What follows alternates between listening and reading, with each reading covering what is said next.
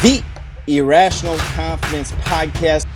SMU is traveling to North Carolina to face the Blue Devils. SMU is 11.5-point road favorite.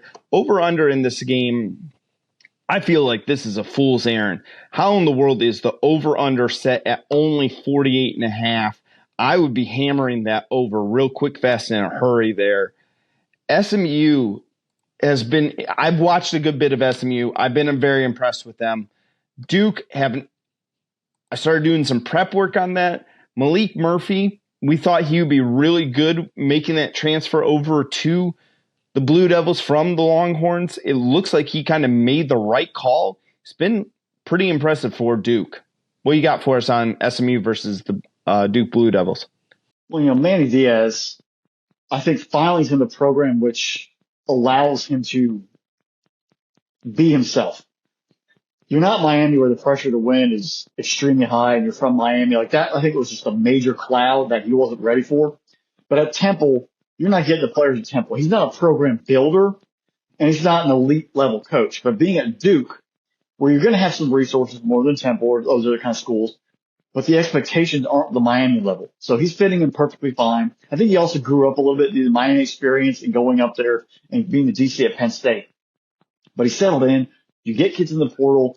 You be able to build your own mentality. And Mike Elko didn't exactly leave that cupboard bare, where you have guys who can play defense, who were recruited at defensive line, an offensive line, linebacker, corner, like guys that you can work with. And he's a great coach. He's got them in spots to be successful. And that defense is playing at a high level. Throw in, if you have a quarterback, and we're seeing right now in college football, there are teams that have good quarterbacks that fit their system, and there are quarterbacks that are overwhelmed or just not talented at all.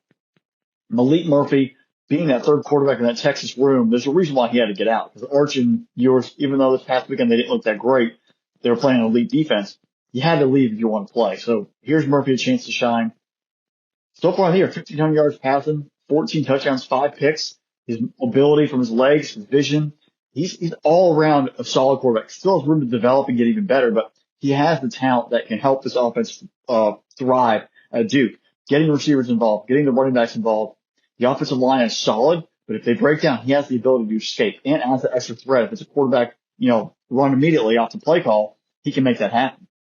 And that right there adds layers, adds depth to that offense. Defensively, Manny Diaz knows what he's doing. He's shut down many offenses in the past as defensive coordinator. As long as you get guys in space and be able to make plays, he's going to be okay.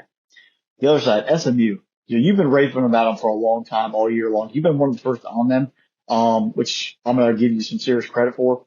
They're a loaded offense. Coach Lashley, has got those guys playing at a high level. We initially thought it would be Preston Stone at quarterback who's going to come in and just tear up the ACC. He had some struggles. Here comes Kevin Jennings at quarterback. 1,300 yards and change, 9 touchdowns, 2 picks. Really picked up that offense and taken it to a different level. That opener in the week 0 versus Nevada, they looked lost. And I think they maybe had too much pressure on them. Now they've been able to get themselves comfortable and play at a high level and really handle the schedule they were given and win football games they're supposed to win. Part of that success offensively, though, is running back Rashad Smith, 91 carries, 628 yards and 7 touchdowns, averaging 6.9, so basically 7 yards a carry. You have a balanced offense, run, pass, and spread format. It's really helping them maintain controlled possession of the football, put points up, being explosive at any way they want. This is going to be a great matchup of how that offense for SMU factors in against the defense for Duke. And I think that's where they probably looked at the over-under. They have more faith in Manny Diaz's defense and being at home to sort of slow down that SMU offense. They look great for Florida State, but who does it?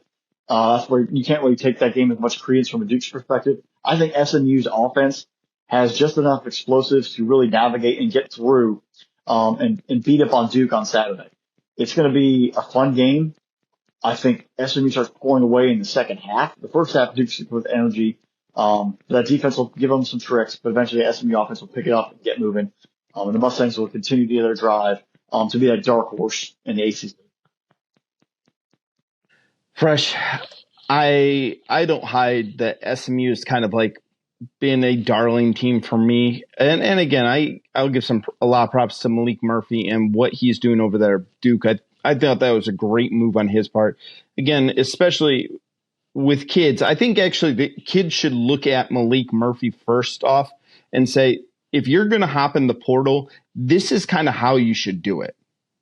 If you are a third string quarterback at a premier program like you were at Texas, and you realize that your path to playing is pretty much blocked for your entire career, and you don't have to go to another. He didn't go over to A&M. He didn't go to Notre Dame. He didn't go anywhere else. He went to Duke. And a lot of people would probably be like, why in the world would you go to a place like Duke? Because he saw that it would be an opportunity to show off what he was able to do.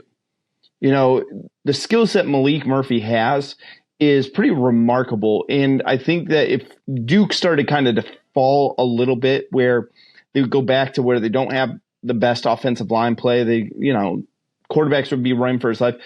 Murphy's pretty talented when it comes to that regard. Will I think he'd be a big-time NFL draft pick? Probably not. Is this going to be a guy that we think was a pretty good college quarterback? Yeah, absolutely. With SMU, though, you're right. It's been them running the football. Yeah, everyone's going to take a look at what Jennings is doing as well, but Jennings is part of that ground game. He is that dual-threat quarterback. He isn't taking a lot of sacks, being that with how he's able to escape the pocket there. He's completing 66% of his passes as well. The thing that really kind of confused me a little bit, Duke has got the best scoring defense in the ACC, but the problem is that they are struggling to stop the run in the ACC. They're not holding their scoring defense, but they've had over 1,000 yards run on them already 6 games or 7 games into the season. That's where the difference is for me. That's where I think SMU is going to have a field day, because Duke does struggle to stop the run this season. I think that maybe you might just take that bend don't break mentality, but I got SMU with a big win here. I think they're going to 7-1, and they're on their way to creating some havoc in the ACC. Well, you brought up a good point about Duke and having the talent. Let's not forget, folks, they had a battle last year with Notre Dame. They took Florida State to the limit. Through 3 quarters, they were leading Florida State last year with Jordan Travis until Riley Leonard got hurt and they lost the game. So there's a core of talent on this football team. So we shouldn't be too surprised at Duke. But do they have enough to compete with SMU and get the W? I don't think so. I think the Mustangs get it done. Yeah, Duke's strengthened their defense as their pass defense. I think that SMU is going to find some room to work with their run game.